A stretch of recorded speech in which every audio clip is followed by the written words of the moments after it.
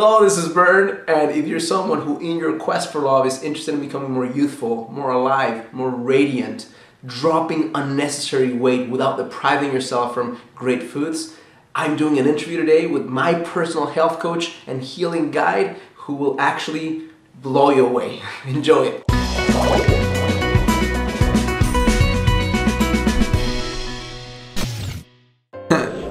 Gio, I cannot tell you how excited I am to share you today with my audience. For those of you who don't know this, Jordana, besides being my friend, is my health coach and healer. And for the last few months, I was suffering through this sharp pain in my stomach, something that I'd already got an endoscopy for, and I went to see a doctor. He gave me this medication to remove the acid from my stomach, and he told me that I potentially have to take this thing for the rest of my life. Even with taking the medication, my stomach pain was still there.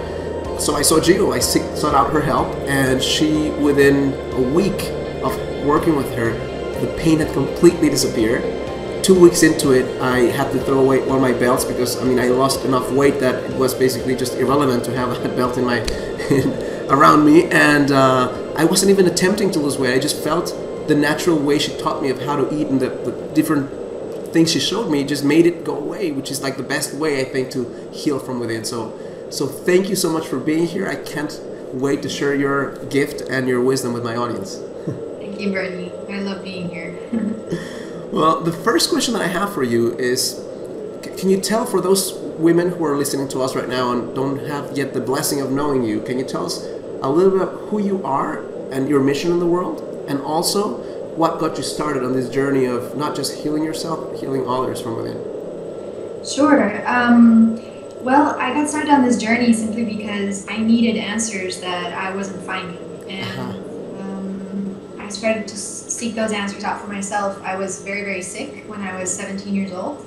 I was diagnosed with severe fibromyalgia and a sleeping disorder where I could only sleep 3 to 4 hours a night.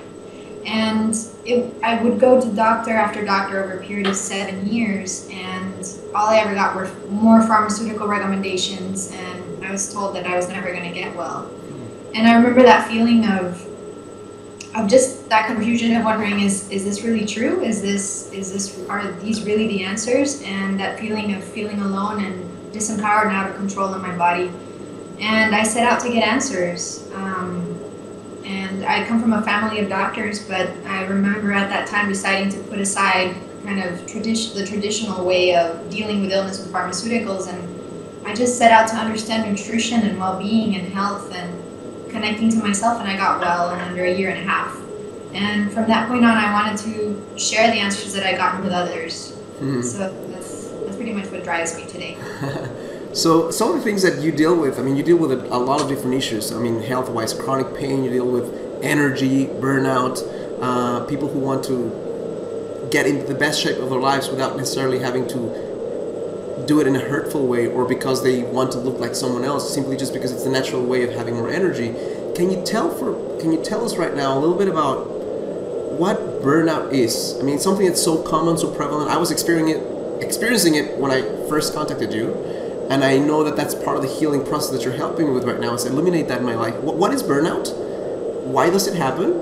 And how can we start right now eliminating it or moving it away from our lives? Sure.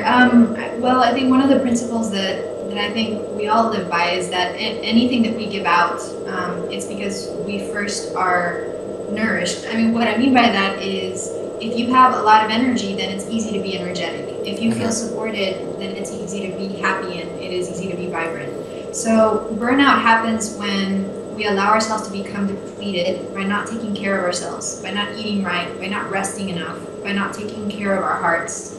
And when we ignore that and we just produce, we give out love to others, then we eventually hit burnout.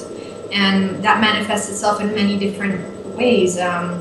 Emotionally, it can be depression of one sort or another, or physically, it can be you're tired all the time, you have fatigue, you just can't make it through the day. So that's what happens when you hit burnout, and that's why it's important to understand how to take care of yourself daily and how to support yourself so that you can give out to the world and you can live your life. What are some ways for let's say, a woman right now is listening to us and saying, well, that's great, I understand I'm experiencing burnout. what's one thing you can tell her right now that she can start doing immediately upon finishing this interview that can get her to stop feeling that sense of, as you explain this to me in a way where you're borrowing from the future, you're like getting the energy from the future and alone, and then it's eventually going to catch up with you. And it started already catching up with me, I mean, before I started changing my life in the ways you showed me, but can you, what's one thing someone can do today to start to cut away from that and to get into a healthier path of being more sustainably happy and energetic? Absolutely. I mean, starting to build your support system. So giving a priority to eating right and to feeding your body, prioritizing rest and slowing down and feeling within yourself, connecting with yourself. Those are all ways in which we begin to take care of ourselves so that we can last long term. So building support systems. So what are examples of a few support systems we need to start thinking about building in our lives so it's sustainable? Support systems. Well, food is a support system. The way that we nourish ourselves, prioritizing nutrition, that's a huge support system, because that's what fuels our body to repair itself. That's what fuels our brain to function properly, to keep our moods uplifted, to keep us energetic and vibrant. So definitely prioritizing, giving priority to what we eat is very important. Okay. Well, I mean, there's so much confusion out there. I mean, you can read 20 new books by 20 doctors who are all PhDs and they've all done studies and all have awards, and one tells you eat meat, the other one tells you eat vegan, the other one tells you fat is bad for you, the other one tells you fat is good for you. How the hell do you figure out what's right for you versus, because there's so much confusing and conflicting information out there. How do you sort that out? I think we started out simply because it's a learning curve. Hey, Lisa G, founder of Your Tasty Life. Are you frustrated because you think you're doing everything right and the pounds aren't melting away? Well, stay tuned, because in today's episode, I'm going to reveal the sneaky culprits for slowing down your metabolism.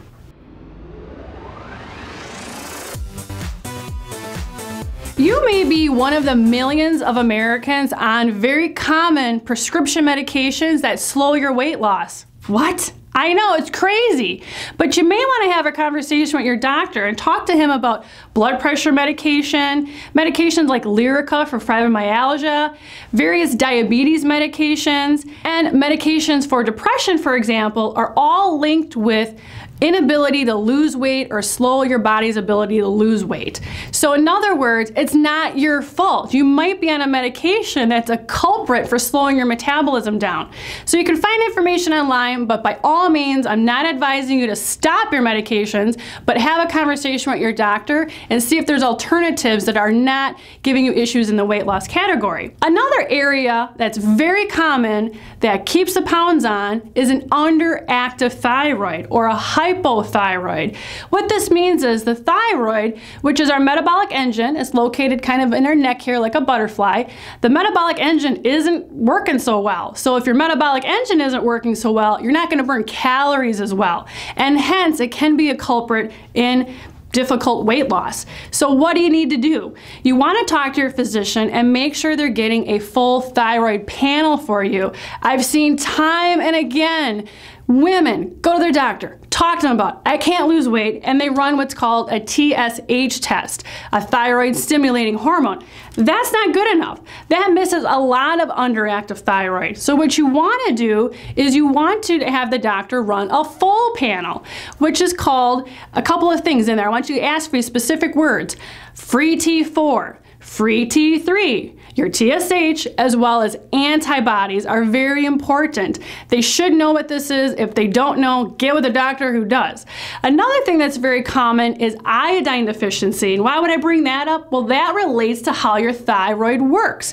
You see, the active thyroid hormone, T3, has 3 molecules of iodine on it. T4 has 4 molecules. So if we do not have enough iodine, we could also be adding that as a possible reason for why the thyroid isn't very active. Again, speaking with your doctor, but iodine or kelp tablets are available at most over-the-counter and nutritional stores to purchase that. Another area I want to talk about is belly fat, and that is often the cause from insulin resistance. So yes, belly fat we're talking about. When you have belly fat, that generally means there's some insulin resistance going on. What is that? Well, insulin is a hormone that we need to burn fat. And we produce a lot of insulin when we're eating a lot of carbohydrates.